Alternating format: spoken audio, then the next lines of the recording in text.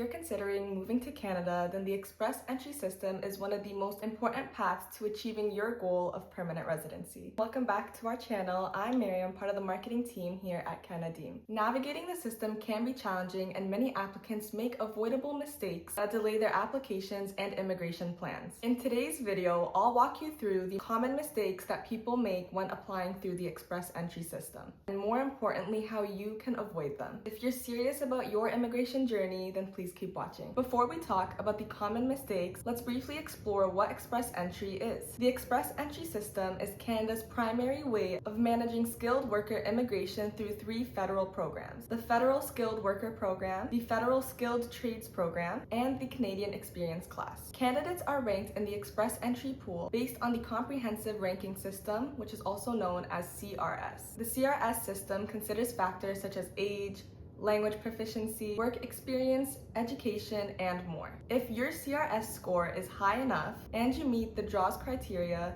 then you will likely receive an invitation to apply, ITA, for Canadian permanent residency. Now, the moment we've all been waiting for, let's look at the top mistakes that applicants make that could hinder their chances of success in 2025 or 2026. Mistake number one is misunderstanding the CRS points system. Your CRS score plays an important role in your chances of receiving an ITA. The system awards points, as mentioned, based on factors such as language, age, education, and work experience. While scoring the highest points in your language is important, you must focus on other unique avenues such as applying for a job offer or learning French as a second language. An important tip is that you make sure that you are maximizing your points across all categories. A strong and balanced profile will give you the best chance of success. And don't forget, age matters too. So if you are under the age of 30, you get more points for age, but if you are over the age of 45, then your points unfortunately decrease significantly. Mistake number two is declaring work experience. Your work experience, like other factors, is also a key component of your CRS score. However, where applicants go wrong is miscalculating their work experience and reporting it incorrectly. Applicants often make the mistake of overestimating their work experience or misclassifying their job titles. The National Occupation Classification System, NOC, categorizes jobs, and only those in NOC 0,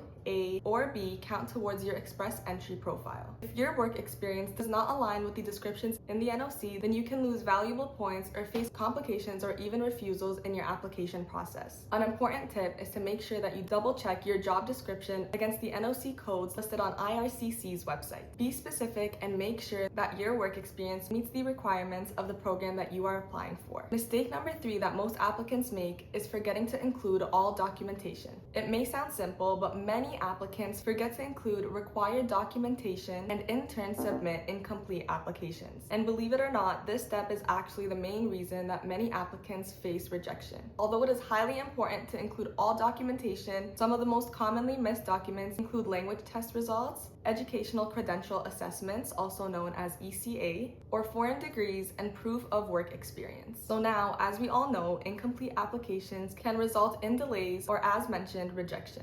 If you're applying from outside of Canada, additional documents like police certificates and medical exams are mandatory. A great piece of advice is to refer to the documents checklist in your Express Entry profile and ensure that everything is in order prior to submitting your application. So just to summarize, submitting complete and accurate documents will help prevent unnecessary delays and, worst of all, refusals. Mistake number four is failing to update your profile. The Express Entry system is an entire process, and your application is not a one and done task. After submitting your application, it is very crucial that you keep your application up to date with any changes that could improve your CRS score. For instance, after you submit your application, if you go ahead and decide to improve your language test score or gain additional work experience, you must update your profile accordingly. Applicants often make the mistake of neglecting this step, resulting in lower scores or missing out on their chance to receive an invitation to apply entirely. A good tip is to set reminders for yourself to regularly review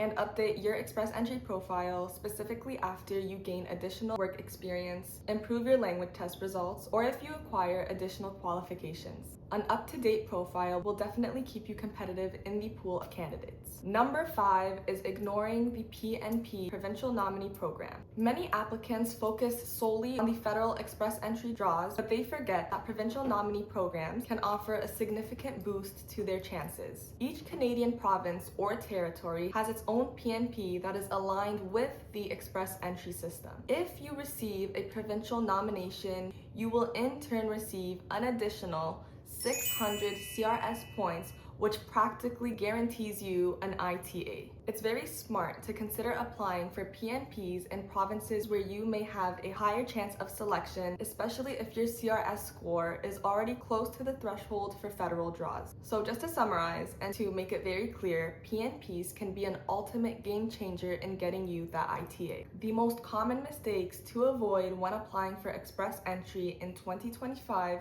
or 2026 are not fully understanding the CRS system, misreporting your work experience, forgetting to submit necessary documents, failing to update your profile regularly, and overlooking the Provincial Nominee Program (PNP) options. At Canada, we understand that applying for Canadian permanent residency can be a confusing and stressful process, but we're here to help you avoid common stepbacks like I mentioned in this video. If you need guidance or assistance with your Express Entry application, don't hesitate to reach out to us here at Canada by filling out the free immigration assessment form that I've gone ahead and linked in the description box below, calling us at 1514-989-9700, the number that I've kept on the screen throughout this video, or by emailing us at info@canadim.com. As always, if you found this video helpful or insightful, please go ahead and give this video a thumbs up, share it to a friend interested in Canadian permanent residency or Express Entry, subscribe to our channel for more insightful immigration videos such as this one, and feel free to leave a comment down below with any questions you may have or a request for future videos regarding Canadian immigration topics that you may be interested in. Thank you so much for watching, and we here at Canada